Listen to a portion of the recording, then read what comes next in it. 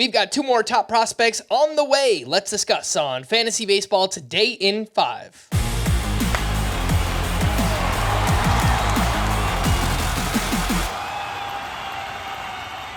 Welcome into FBT in 5. Today is Wednesday, April 12th. I am Frank Sanford, joined by Scott White. And let's talk about those prospects who are on the way right now as we speak. Zach Eflin headed to the IL with lower back tightness for the Rays, which means they're calling up their top pitching prospect, Taj Bradley, who has a big fastball and cutter, very strong command. Scott, lots of questions here. What are your expectations? Does he stick around? Is he a must-add for fantasy baseball? All right, well, let me preface all of this by saying this is the caliber of prospect who could certainly take the job and run with it. Maybe he's just so impressive and maybe somebody else gets hurt and there becomes no reason to send him down and he just ends up being a Rookie of the Year finalist or something. That's possible for Taj Bradley. But based on what we know right now, I imagine it's going to be a short-term stay. Eflin's supposed to be on the IL for only a couple turns. It's even possible they send Bradley down right after this first start if they just want to call up a reliever instead, maybe go with somebody else for the second of the 2 turns Eflin's supposed to miss. Also, Bradley, I don't think he's gotten to 60 pitches yet in an outing between spring training and the minors. So if he's super efficient, maybe he goes 5 in this first start. Like, there are developmental hurdles with Rays pitchers anyway, because they just handle them. They handle their pitchers so carefully and cautiously and differently from most organizations. So I'm not especially eager to pick up Bradley. Like if you recently picked up Justin Steele or Anthony DeSclafani or even like Mitch Keller, I'm probably not dumping them to turn around to pick up Bradley. But he's certainly worth monitoring for the upside. The other top prospect on the way is Edouard Julien, getting called up by the Twins with Joey Gallo going on the IL. And last year in the minors, Julien hit 300 with a 441 on base percentage, 17 home runs, 19 steals. He plays all over the field, Scott, because frankly, he's just not very good at playing the field. So we'll see where he winds up playing for the Twins. Same questions. I mean, what are you expecting? Is Edouard Julien a must-add? Well, it seems like from his usage the last couple of years, they've decided that the best place to hide him on the diamond is second base. But Jorge Polanco's a few games into a rehab assignment already, so it doesn't seem like second base is going to be open for long. Could they try Julien at first base if he hits enough to justify it, or maybe even just stick him at DH? I think that's possible, but there are playing time issues here as well. I have, just from like a offensive talent perspective, I'm super excited about Julien. He was one of my pet prospects this offseason. I've been calling him the French Emperor of walks. You mentioned the 441 on base percentage last year, and it was about the same 2 years ago. He just walks a ton.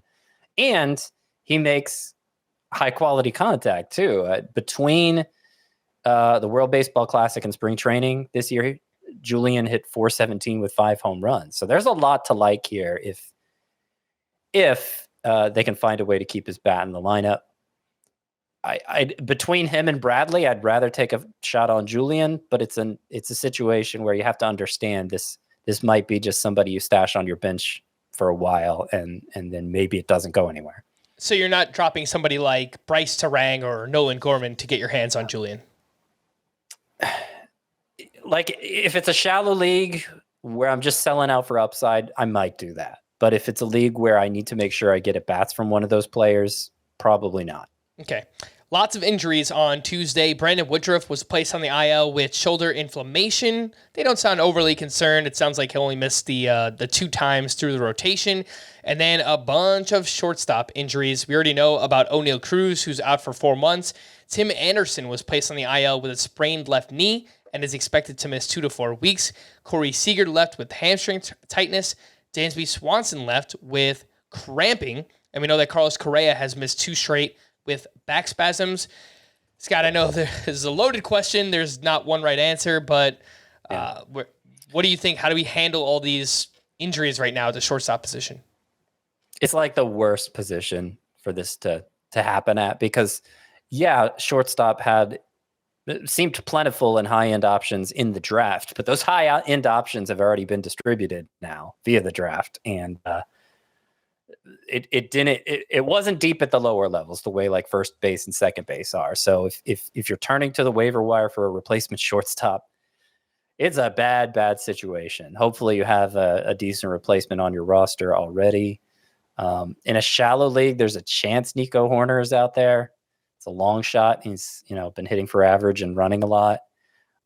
Maybe Orlando Arcia is still out there. It's not a high probability play, but he's off to a good start for the Braves. And you could make a breakout case for him if you had to. That's basically where we are at shortstop. You're forced to see that glass half full in Orlando Arcia. But like, you're not going to replicate the power potential of a Corey Seager, or if you lost O'Neill Cruz earlier this week, that's just not going to happen at that position.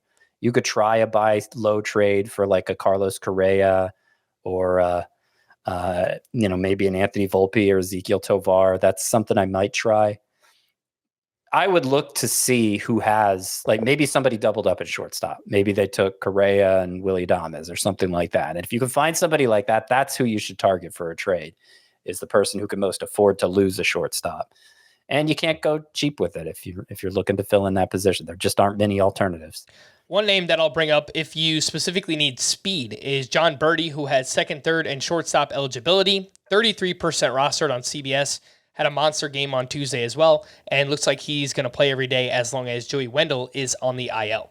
For more extensive fantasy baseball coverage, listen to the Fantasy Baseball Today podcast on Spotify, Apple Podcasts, the Audacy app, or anywhere else podcasts are found. Thanks for listening to Fantasy Baseball Today in 5, and we'll be back again tomorrow. Bye-bye!